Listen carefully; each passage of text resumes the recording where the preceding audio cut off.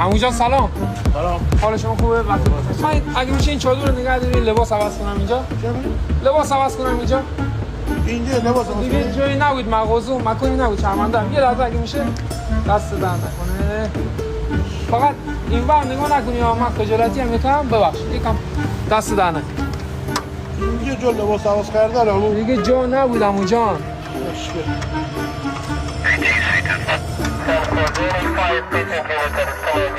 جناب میتونم بپرسم چیکار دارین میکنین؟ بگیرش داری چیکار میکنی بردار؟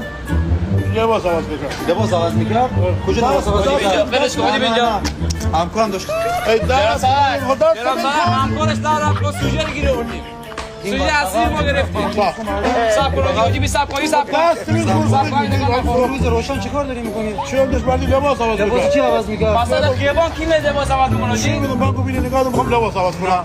من چهار گردی لباس. مرد قشنگ به صندوق پلی میگرد بعدا آقای آدم والا ما نشستم صندوق من میشه من الان یک صدا کو پیدا برات شد.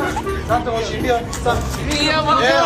آقا نه صحبت چیه مثلا الان میخوام ببینم آقا ساعت چیکار میکنیم؟ ما با شما دعوا نداریم توی کلانتری حاجی نه